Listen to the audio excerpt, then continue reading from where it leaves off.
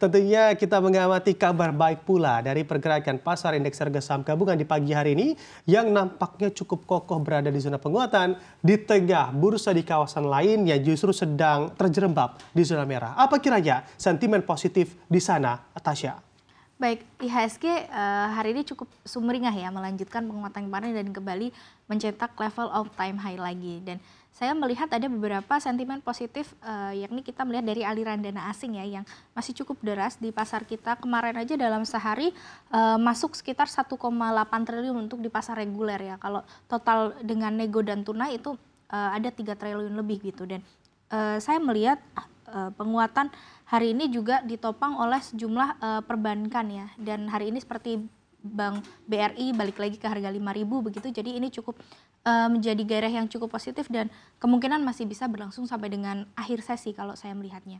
Oke, baik, berarti Tasya sendiri melihat penguatan yang terjadi sejak pagi hari ini, bahkan di level tertingginya sudah hampir mencapai level 7.600 begitu.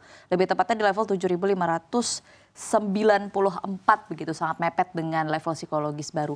Dan Anda melihat bahwa penguatan ini akan konsisten terjadi hingga penutupan perdagangan hari ini, begitu Tasya? Betul, saya melihat kemungkinan besar hari ini masih potensi ditutup hijau ya, apalagi sentimen hari ini cukup positif begitu. Pagi tadi saya lihat ada beberapa lembaga yang menaikkan upgrade untuk Indonesian stock ya, dimana seperti Morgan Stanley yang menaikkan menjadi equal weight begitu ya, sementara untuk bursa China mereka turunkan ratingnya. Jadi saya melihat akan ada aliran dana asing ini masuk ke emerging market, dan salah satunya Indonesia kita nilai masih cukup menarik dengan pertumbuhan ekonomi kita juga masih di kisaran 5%. Dan nanti siang ya kita juga akan menerima hasil dari RDG Bank Indonesia yang diharapkan juga masih akan menahan suku bunga begitu.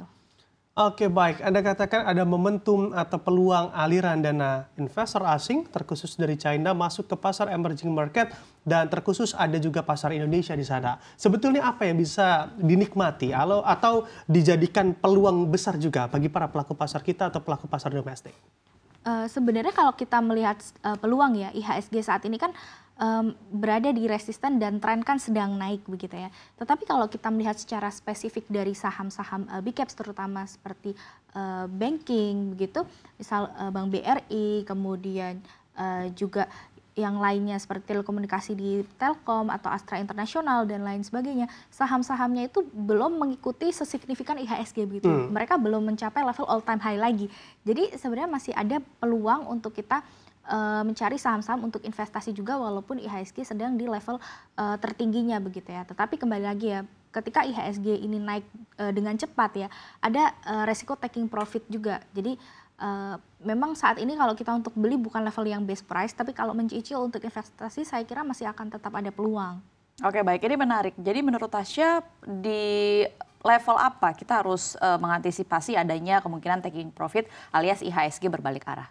Sebenarnya kalau kita mencermati di level ATH, resisten itu sky is the limit ya, karena kita tidak tahu level mana yang akan menjadi resisten, tapi kita bisa menggunakan level psikologis terdekat gitu. 7.600 hari ini hampir tercapai begitu ya. Jika itu tercapai, 7.700 sebenarnya bisa menjadi resisten selanjutnya, dan sebenarnya 7.700 itu merupakan target kita untuk highest IHSG di akhir tahun sebenarnya ya. Jadi kalau ini tercapai di bulan ini sebenarnya ini terlalu cepat begitu. Jadi ada potensi ini bisa menjadi level resisten yang perlu kita waspadai jika nanti masih ada potensi taking profit. Mengingat kalau kita berbicara soal sentimen market ya, sebenarnya ini masih cukup wait and see juga, walaupun prospek suku bunga dipangkas ini kan sudah sebenarnya cukup optimis begitu. Tetapi kan masih wait and see ya, karena masih akan ada simposium Jackson Hole, kita juga masih menanti FOMC meeting di September begitu.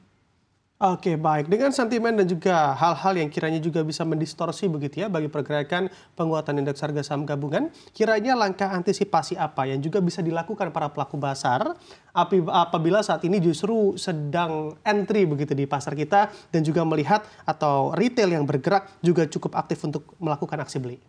Sebenarnya tetap kita ready cash ya. Karena mau di posisi IHSG sedang tinggi ataupun IHSG sedang kontraksi begitu, kita tetap ready cash gitu. Karena mengingat market yang sangat volatile, kita berkaca pada awal bulan ini terutama pas tanggal 5 ya, Black Monday begitu di pasar Jepang yang paling parah sempat drop sampai 20%, kemudian rebound lagi ke 12%. Itu kan menjadi peringatan bahwa kita harus selalu mengantisipasi volatilitas yang terjadi di pasar ini masih relatif tinggi. Bahkan kalau kita melihat resiko resesi walaupun sudah cukup mereda, tapi kan tetap masih ada ya di sekitar 35-45%. Kalau dari beberapa lembaga seperti JP Morgan dan Goldman Sachs yang melakukan perhitungan begitu. Kemudian kita juga masih menanti seputar data ekonomi begitu ya untuk melengkapi optimisme dari prospek suku bunga, walaupun sejauh ini September kita harapannya akan terjadi soft landing begitu ya, yang diantisipasi pasar itu kalau terjadi hard landing gitu. Oke, kembali lagi di sentimen utamanya dari dalam negeri, yaitu kita sedang menunggu kebijakan suku bunga Bank Indonesia yang sebenarnya mayoritas pelaku pasar ini masih memprediksi bahwa Bank Indonesia akan menahan suku bunganya. Kira-kira apabila pengumuman data ekonomi ini sesuai dengan prediksi pelaku pasar, kira-kira sektor apa yang akan terpengaruh, Tasya?